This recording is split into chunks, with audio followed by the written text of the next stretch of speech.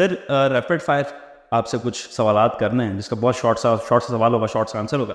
Sir एक word in personalities के बारे में, मैं पर्सनैलिटी का नाम लूँगा, सिर्फ आपने एक वर्ड उनके बारे में कहना। पर्सनैलिटीज के बारे में एक वर्ड से तो बताया नहीं जाता। नहीं सर, जैसे आप फॉर एग्जाम्पल, दुनिया में कोई इंसान ऐसा नहीं है आपके जिसकी कोई एक खूबी और एक खामी डोमिनेट ना हो। तो अगर मैं उसकी खूबी को जिक्र करूंगा तो खामी उसकी ओवरलुक हो जाएगी। एक वर्ड की बजाय ना ये कहा करें कि इस बंदे के बारे में इसकी अच्छाई और बुराई दोनों बयान करें। सर ज़्यादा मुश्किल हो जाएगा। नहीं कोई मुश्किल नहीं होगा, ये आसान होगा। वो तो इंसाफ का कत्ल है। आप दुनिया की किसी भी शख्सियत के बारे में पूछे सिवाय पैगंबरों के, तो उनकी तो मैं कोई एक बात नहीं, वो मुश्किल जवाब तो मैंने देना है, आपने तो नहीं देना। सर मर्जी आप। ये सर ये मैंने ये तो बहुत सख्त जाती है कि आप एक शख्स का नाम मेरे सामने रखें और मैं एक लफ्ज में उसे ब्रीफ कर दूं। ये प्रॉफिट के बारे में तो मैं कर सकता हूं, अदर देन प्रॉफिट किसी की मैं सिर्फ अच्छाई या सिर्फ बुराई का जिक्र करूंगा तो मैं नाइंसाफ ठहरूंगा। मुझे बताया दुनिया के किस कानून के अंदर ये चीज दुरुस्त है कि आप किसी एक शख्स को कंसिडर करें और उसकी जिंदगी का एक पहलू बताएं?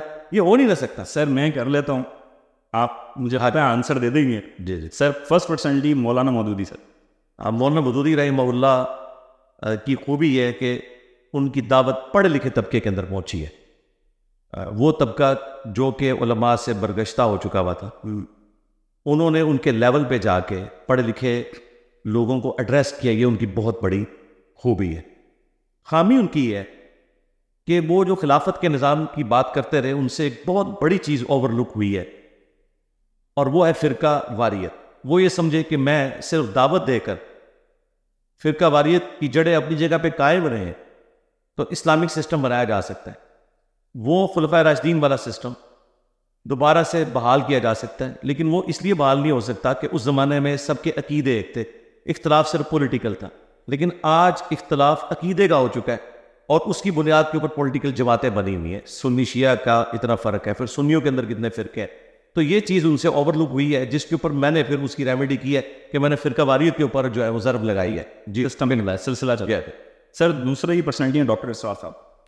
डॉक्टर इसरार साहब के लिए भी यही चीज़ है, लेकिन उनको मौदूदी साहब के ऊपर एक एज हासिल है कि उन्होंने अपनी जो एक समझ लें टैलेंटेड एरिया था जिसमें उनकी कॉम्पिटेंसी थी वो आइडेंटिफाई कर लिया कि उनकी स्पीकिंग पावर बहुत अच्छी थी और उन्होंने फिर वीडियोस की शक्ल में अपनी बात को आगे पहुंचाया।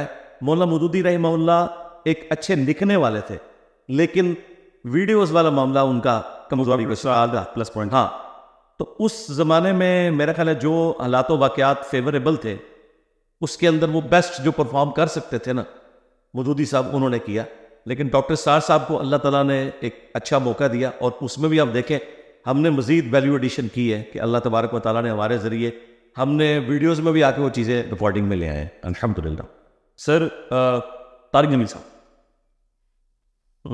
सर मैंने आपको पहले बोला शरीफ आदमी है जी, क्या कहें। तारिक जमील साहब की खूबी है कि उनको हिंदू भी बड़े शौक से सुन लेता है, मुसलमान भी बड़े शौक से सुन लेता है। और खामी यह है कि बस वो बेसिक अखलाकियात जो हर रिलीजन में कॉमन है वही बताते रहे, जो दीन सिखाना चाहिए था लोगों को, जिसे दीन कहते हैं, वो इबादत के साथ उन्होंने नहीं सिखाया। Sir last personality doctor Zakir Naik. Doctor Zakir Naik बहुत एक्स्ट्राऑर्डिनरी पर्सनैलिटी है। कंपैरेटिव रिलीजन में जो उन्होंने काम किया है ये उनकी बहुत बड़ी एक कॉम्पिटेंसी अल्लाह ने उनको दी और अहमद दीदार साहब के काम में उन्होंने वैल्यू एडिशन की है। बिल्कुल, और अल्लाह ताला उन्हें जज़ाए खैर दे, हमारी दुआएं उनके साथ हैं। ये उनका पॉजिटिव पैरामीटर। सर नेगेटिव ये है कि जो विद इन रिलीजन जो इख्तलाफी मौज़ूआत है जी सर, उसमें वो बिल्कुल ज़ीरो है, उम्मी है, और उसकी वजह से उनसे बहुत बड़े बड़े ब्लंडर हो जाते हैं। जिस तरह यजीद के मसले में ब्लंडर हुआ, उसमें वो टिपिकल एक वहाबी अहले हदीस सोच रखते हैं। ये उनकी बहुत बड़ी कमज़ोरी है। और फिर मैं अगेन कहूँगा कि मैंने इस मामले में भी ओवरकम किया है। उनकी जो ये कमज़ोरी वाला पहलू था ये भी मैंने हाईलाइट किया। शुक्र है आपने मेरी खूबी और खामियां नहीं पूछी हैं, पर मैं वो भी बता देता। मैं पूछने वाला था आप। नहीं, वो छोड़ दें आप, चूंकि देखिए आपने सिर्फ खुद कहा था कि जो सवाल पूछो हाँ जी सर अपनी बताएं। मेरी खूबी ये है कि मैं दलेर आदमी हूँ। जिस चीज़ को सच्चाई समझता हूँ मैं उसको दलेरी के साथ बयान करता हूँ। और मेरी कमज़ोरी ये है कि मैं हिकमत की वजह से बाज़ औक़ात बहुत ऐसी बड़ी बड़ी चीज़ें जिनके बारे में मैं समझता हूँ कि मैं अपने ज़मीर का मुजरिम हूँ, मुझे उसमें भी ज़रा खुल के बोलना चाहिए, मैं हिकमत की वजह से उन चीज़ों को ओवरलुक कर देता हूँ। लेकिन मैं कोशिश करता हूँ कि लोगों को अल्टीमेटली हक की तरफ ले आऊँ।